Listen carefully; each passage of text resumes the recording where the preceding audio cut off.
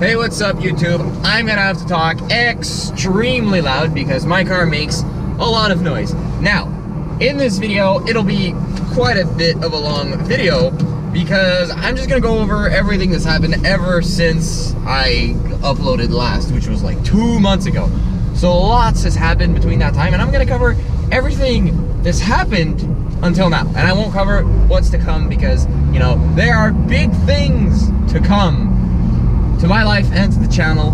Hopefully, you know, obviously school started again after the holiday, but here's what happened kind of before that. I kind of forgot when was my last upload. That's how long it's been. But within that time, I've changed jobs, which is outstanding and awesome and stuff like that. I've been doing drone stuff, and I've been, you know, saving money for my car for later.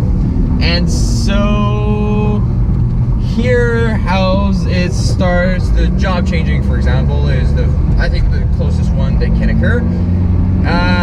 I was getting kind of sick of work, and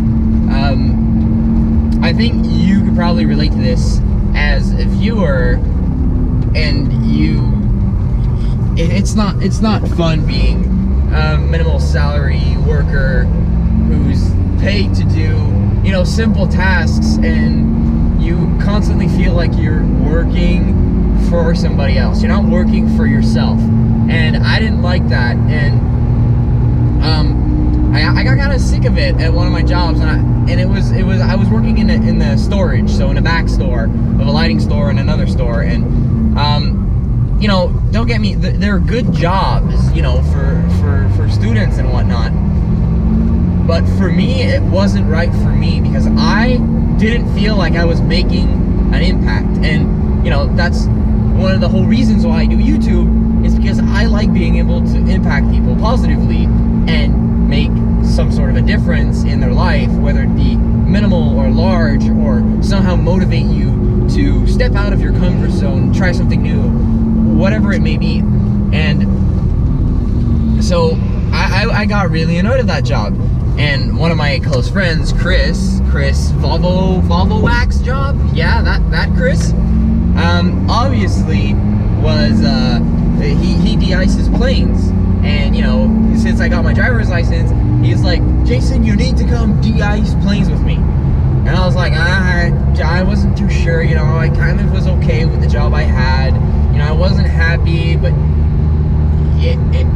it's like you like your own misery, or you're just too scared to step out of your comfort zone and do something new. And so I was kind of like, I don't know. And, you know, when I got an interview, and, you know, they liked me pretty much, and, you know, talking with them, and, you know, I knew a lot of the people that were there because of school, because they get a lot of their employees from my school. So there was already a whole bunch of friends there that I could associate with. So it was kind of nice. And so I get an interview, and so they call me back, and they say, they send me the email. They're like, you're good to come do training. So if you show up for training and pass your exam, you become an employee. And so when that was up, like, I was kind of like under the table getting this job. And, you know, I didn't tell my other jobs until I could confirm that I had the aircraft de-icing one. So I show up to work. Well, before this, a week early, I have the flu. So I have a fever of like 102. And what happens is, you know, on Sunday, there was kind of like a mix-up, and there ended up nobody being at the position I was supposed to be in that morning. I had a fever of 102, so I phoned in sick, and I'm like, look, I won't be showing up today. I have a fever. And so half an hour later, I get a call back from one of my bosses. Not happy, but he had just shown up on random, and, you know, it just showed up that it was a good circumstance for the job. And it worried me, and he calls me and he says, look, Jason, this is the second time you're sick. You know, if this happens the third time, we're gonna have to take action. And so I'm like, oh, okay.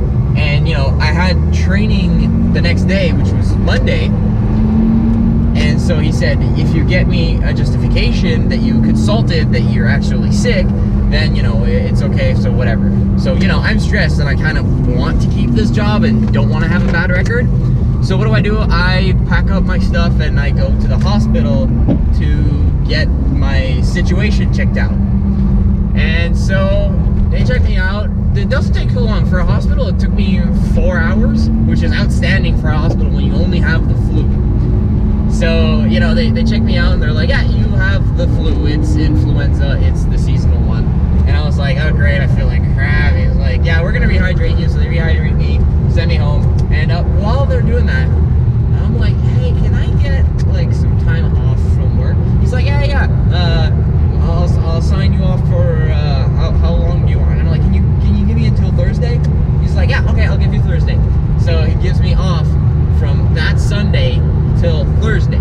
And training started on Monday and ended on Thursday. So sorry about that. If I wanted to do training, I had a reason to be off work. And on Monday rolls by, I'm sick. I don't feel good at all. But if I miss training, I don't get the job. So, and I really wanted to change jobs at this point. I had seen how my friend was having so much fun, and getting to work with one of your close friends is a lot of fun. And I saw that the people were a little bit more close to my age group. In my other job, the people were close to my age group, but just slightly older. But this one, most people are in my age group that work at night. Morning shift is a little different. Anyways, so I'm motivated. I want to go get this job. So what do? I grab everything. I grab my 100-degree fever, and I go to training. And I start doing the training and the classes to learn how to be an aircraft de-icer. And Thursday rolls by, and I write the exam. Yeah, so and I'm paid for that, so it's great, everything like that, and everything's fine. So I go back home, and so Friday I gotta go back to work, and I'm feeling better at that point. I don't have the flu. Well, I'm on the tail end of the flu, so I'm feeling better, but not 100% yet. Anyways, moving on. Show up to work on Friday, and by then the de-icing job was already ready to give me some hours. And I was like, whoa, let me quit my other jobs first. And so on Friday I come into work, and I tell them I'm sorry, but I'm gonna be leaving. I knew they had a guy waiting to be hired, so I can't say that too loud if some of them are watching, but I knew that they found somebody else in the blink of an eye. So I wasn't leaving them in too much of a hot seat. It was Friday. I said, I'm gonna complete this weekend, but Sunday will be my last day. They're like, okay. Well, thank you for warning us and giving us a little bit of time. And so, yeah, I had to quit that one. And then I had my other job that I had to quit. And so what happened was that, no, that was before the first week of school. The first week of school was right after. And on Tuesday, which is where I work at my other job on the evening, I wouldn't have been able to go to work if it wasn't for like the snow day or the ice day, if you want to call it that way. So I go to work and I'm like, look, I'm sorry, this is my last day. Next week, I won't be here on this shift. And so, it makes me kind of a jerk for leaving work that fast and on short notice.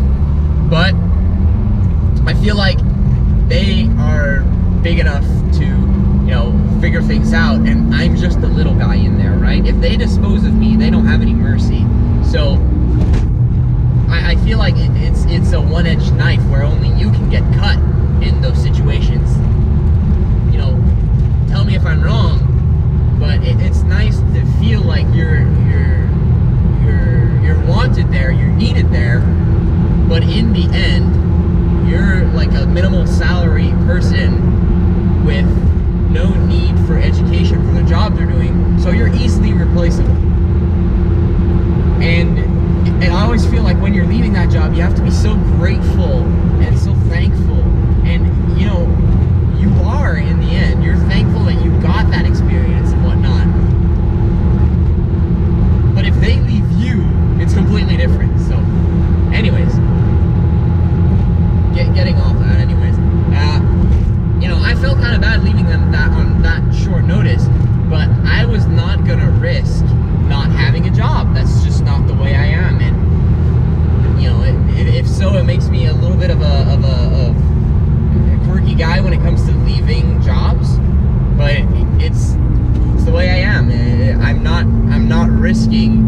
having a job. Of course, then it makes it more difficult for other people.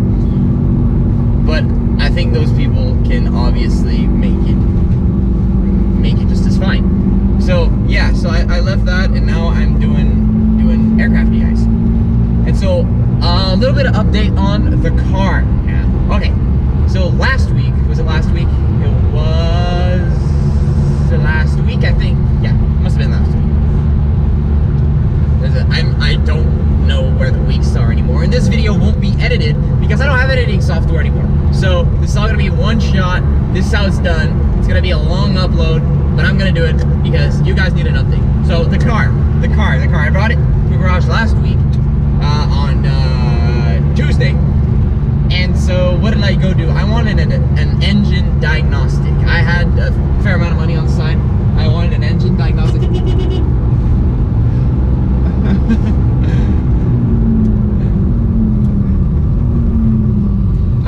Sorry, I just saw an old co-worker from another one of my jobs. So I went for an engine diagnostic. And so what had happened during the engine diagnostic, well, they called me back and I said, look, you check out my engine. When you see that it's garbage, stop working. Do not work any further on my car. Change as little parts as you can. This, that, and the other.